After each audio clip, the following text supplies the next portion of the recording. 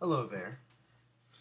I'm currently with you this evening to talk about the very real possibility of a WWE TNA crossover happening supposedly next week. Now, I feel like there are clues that an astute observer might notice. So I'm going to run down a list of things that I've noticed, and let me know what you think. For starters, I thought it was rather suspicious last week that both companies had these rather large scale announcements about their flagship shows. You know, you had Raw announcing it was going to become 3 hours long, and the power to the people nonsense. And you also had Impact saying that it was going to go live this summer, kind of like a test run, I guess, of potentially always being live. Now, why do those two just strike me as odd? Um, well, it's pretty simple. They both defy logic, unless there's something we don't know. Um, Raw, for example. Raw pretty much has admitted openly and publicly that, the WWE has, that they are strapped for stars right now. That they don't even have enough stars to sustain a 2 hour Raw, which is why it's been a Raw SmackDown Super Show for close to a year now. They've basically they've thrown in the towel. They're waving the white flag. This much is clear. Otherwise, why have a Super Show if Raw is loaded with talent? Now, considering Raw is clearly low on talent, how does it make any sense to make it 3 hours long?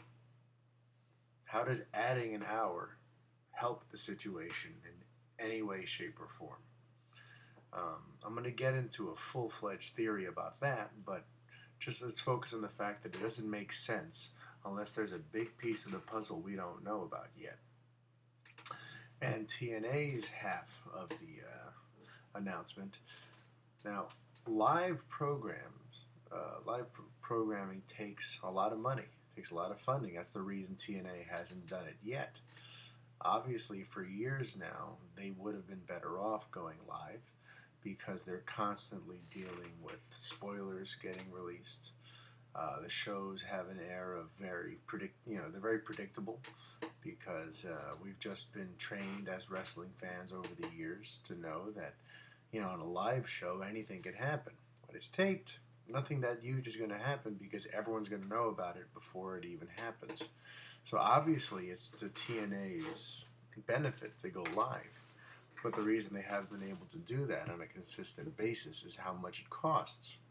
And yet now, with their viewership basically leveled off and declining, they've decided to go ahead and bankroll a whole summer's worth of live impacts. Now, where'd all that money come from?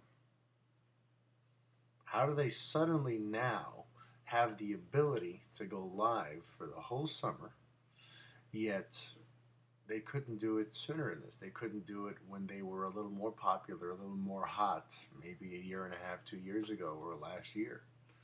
Why now? Unless somebody has shown up with a little more money for them to help bankroll live shows.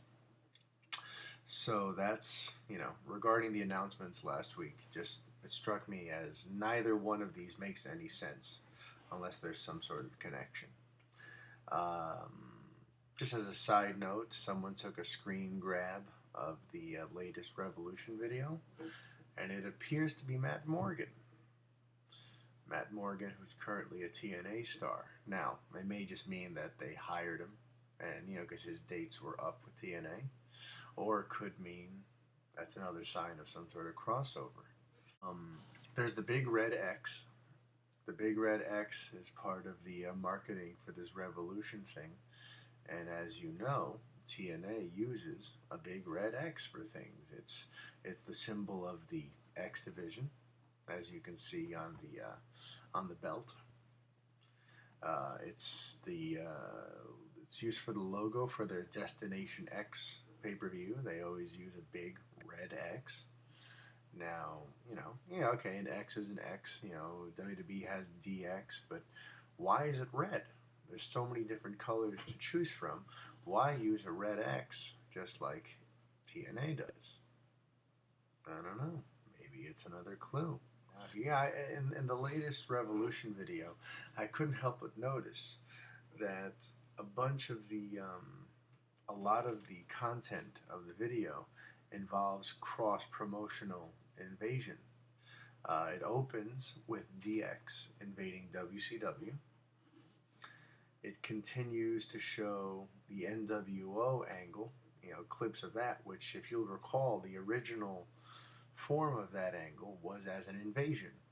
It was supposedly WWF invading WCW. It was Razor Ramon and Diesel coming to where the big boys play to show them how it's done. And the whole angle began as, ooh, are these guys still WWF guys? And now they're invading Nitro? Oh my God. So, alright, so it starts with the DX invasion, goes to NWO, which is a version of the invasion. It shows Shane McMahon the day that he bought WCW, and he showed up on the Titantron from the Nitro location in Florida. It also has Paul Heyman talking about ECW there to break all the rules.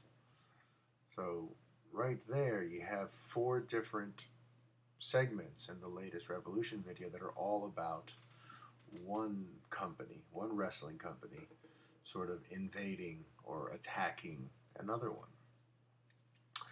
Then there's also, it focuses on overthrow and establishment, which, if they're building the angle this way, TNA is obviously the small little entity, the sort of rebellious underdog, and WWE is the big machine, is the big establishment.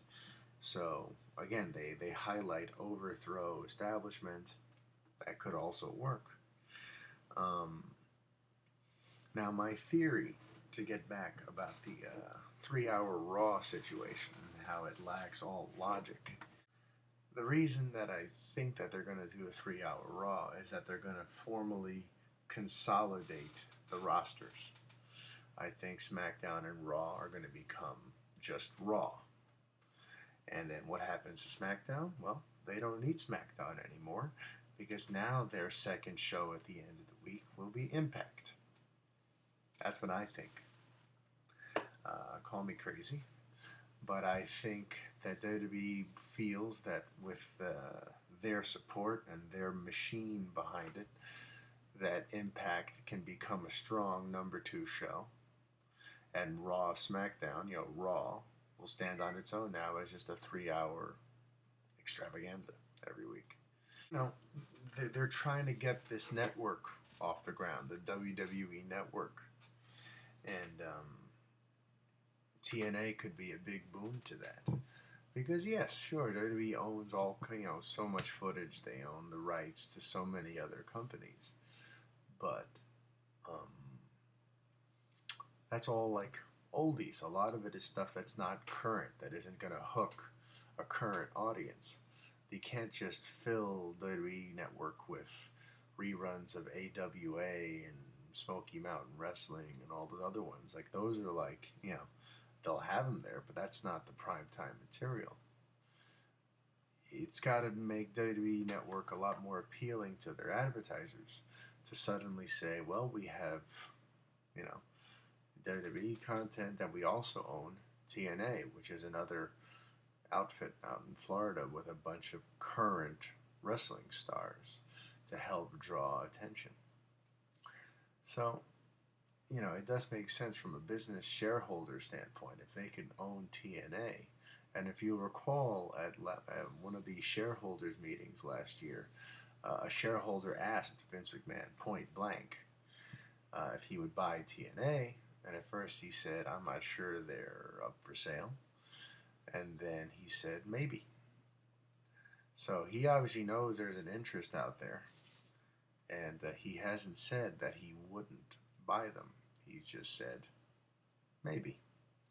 So maybe, now as part of their trying to put together the WWE Network and their attempt to address the lack of stars, they're just going to go full-fledged and make a full-on, buy TNA.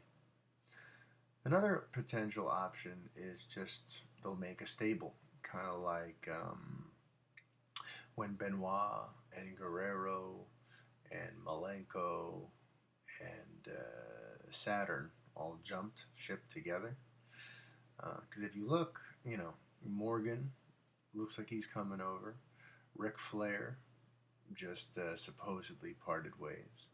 Alex Shelley supposedly just left.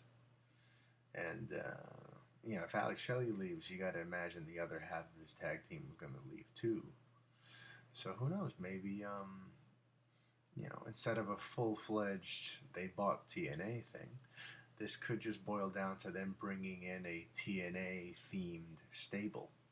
And so, we'll see. More will be revealed next week. So we'll keep an eye out for that, see if any of what I just said leads to anything. And please leave some comments. Let me know if you think I'm completely full of it, or if you think there's something to it. Which clues made sense? Which clues are me just talking out of my, the other place? All right. Thank you. This is my first video like this. I have a few more rants in me. This wasn't really a rant, but I have a few more things in me I'd like to discuss. If there's a good response to this one, who knows, maybe I'll actually get around to doing them. Thank you, and see ya.